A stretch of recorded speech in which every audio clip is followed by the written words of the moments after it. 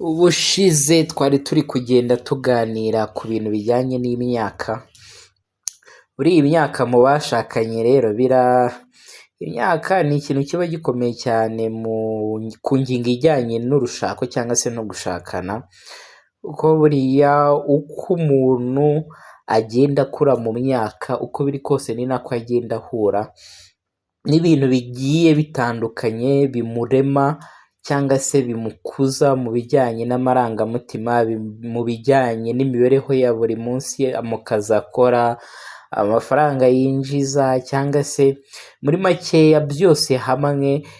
Ubunararibonye buturuka ku kuba umuntu amaze igihe runaka akora ikintu cyangwa se abarizwa muri sosiyete ku kigero kingana n'imyaka runaka. Rero mu kijyanye n'urushako ni byiza yuko umuntu yibanda cyane ku myaka.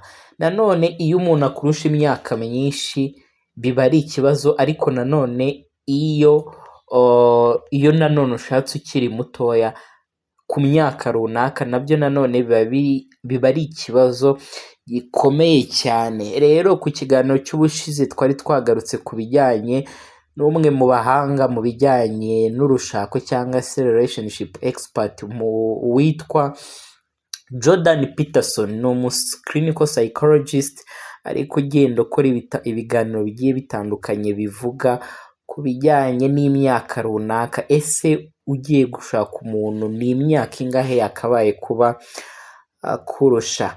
Mu by'ukuri rero uyu nguyu Jordan Peterson we yagendaga agaruka ku ngingo ivuga yuko byibuze imyaka 4 ariyo yakabaye itandukaniro hagati y'abantu babiri bagiye kuba bashakana. Ni ukuvuga ngo we ashingira ku kuba yuko imyaka 4 ntabwo iba ari myinshi cyane ku bijyanye ku kuba habaho icyitwa power imbalance. Power imbalance ni ukuvuga ngo wenda nimba nkurusha imyaka 4 ubwo bivuze ko hari ibyo naba naragezeho muri iyo myaka 4 wowe utarageraho. Biri mu bijyanye n'ubumenyi runaka, biri mu bijyanye no kuba wenda umuntu akuze mu buryo bw'amarangamutima, biri mu bijyanye no kuba umuntu wenda mu kazi, nimba muri mu kazi kamwe akaba akurusha experience y'imyaka 4 cyangwa se yarinjije n'amafaranga mu myaka 4 wowe uri inyuma y'imyaka 4. Uko biri kose hari ikintu runaka aba akurusha. Ikindi nanone tutakirengagiza ni ibyitwa icy'ubuzima bwigishije umuntu cyangwa se ibyo abantu bakunze kwita ngo ni experience y'ubuzima. Ni ukuvuga ngo iyo ni ingingo ijyanye no kumenya ngo abantu babana bate, imibanire hagati y'abantu. Buriya niyo ibihatse ikintu gikomeye iyo hagiye kubaho umubano wihariye ugamije kugira ngo abantu bazubake urugo, ibyitwa romantic relationship. Rero uwo Jordan Peterson we yagendaga agaruka ku myaka 4 ko atari mike cyane kandi nanone atari myinshi cyane. We abona we mu ruhande yuko ari imyaka iringaniye. Rero hari ubundi buryo bwagiye bwamamara mu myaka yatambutse kandi na n'ubu ngubu bushobora kuba bwakwifashishwa. Ni formule yagiye yamamara nanone mu bitangazamakuru cyangwa se mu binyamakuru byandikaga ku nkuru zijyanye n'umubano cyangwa se n'abashakanye, aho bagiye iyo formule bayifashisha mu buryo bugiye butandukanye. Iyo formule rero ni yiswe half your age plus 7. Ni ukuvuga ngo tuvuge wenda turi kugenda twifashisha inkuru y'umuhanzikazi uririmba gospel, bihwihwiswa yuko cyangwa se bica amarenga yuko yaba ari gushaka kwaka gatanya, nubwo hari izindi nkuru zivuga yuko bishobora kuba atari byo, ariko ibyo si byo tugiye kugarukaho cyane. Twe tugiye kwigarukira ku kijyanye n'ubu buryo ushobora kugereranya imyaka y'umuntu mugiye gushakana, imyinshi yakabaye kurusha cyangwa se imikeya bitewe n'uko wowe ubyifuza. Iyo formule twari tubabwiye ko yiswe ngo ni half your age plus 7.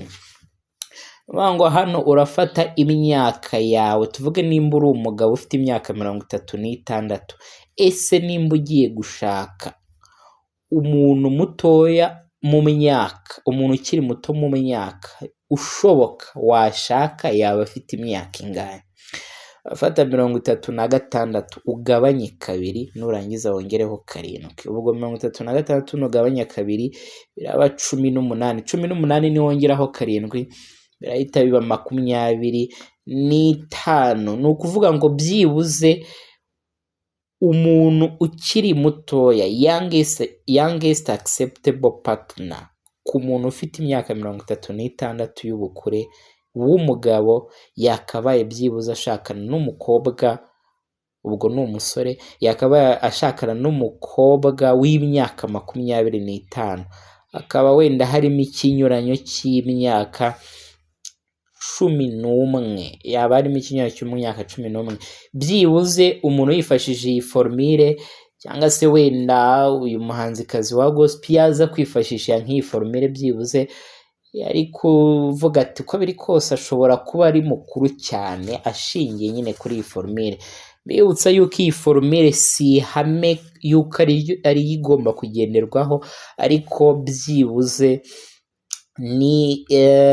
niyo umuntu ashobora kuba yifashisha. Abantu benshi bagiye bayigarukaho mu buryo bugiye butandukanye, ibiganiro bigiye bitandukanye byagiye biyigarukaho bivuga ko ishobora kuba yafasha umuntu mu gukora reglage y'imyaka runaka. Ubwo ni uburyo ushobora kumenyamo umuntu muto, ukiri muto ushoboka mushobora kuba mwashakana. Noneho rero reka tujye ku mukobwa. Abakobwa kenshi cyane cyane bakunze gushaka abantu babaruta cyangwa se babarusha imyaka, ariko nabo iyi formule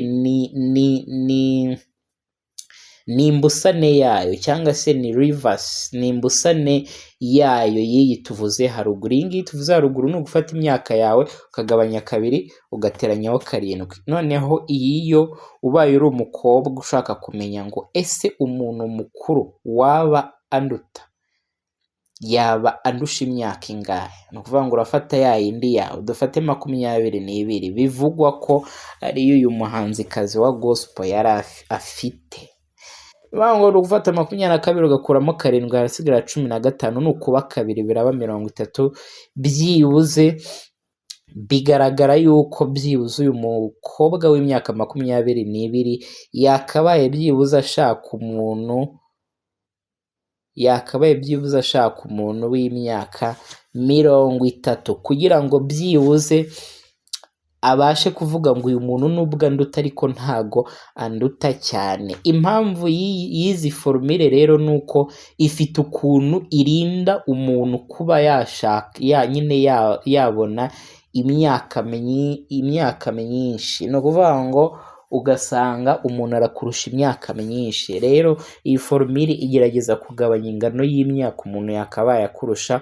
Ubwo nibyo sosiyete cyangwa se abagiye bamamaza iyi formule bagiye babona yuko bishobora kurinda ko habaho ya power imbalance twavuze haruguru. Nibyo rero twari twabateguriye uyu munsi bijyanye no kumenya ngo ese ni iyihe myaka umuntu tugiye gushakana yakabaye kuba andusha cyangwa se nakabaye kuba murusha. Turabashimiye rero abakurikiranye kino kiganiro kugeza kuri uyu munota. Utarakora subscribe, gira ukuntu ukoraho, ni amasegonda make atarenze nk'3. Ukore subscribe ushyigikire kino kiganiro, ndetse no kugira ngo ibiganiro byacu bijye bihita bikugeraho no gukora subscribe ugakana no kukazogera kugira ngo ujye uhita ubona notification. Ikindi kandi like, ko biri kose ugejeje kuri uyu munota iki kiganiro waba wakishimiye rwose, ntugende udakoze like, ndetse na comment ushobora gushyiramo igitekerezo cyawe.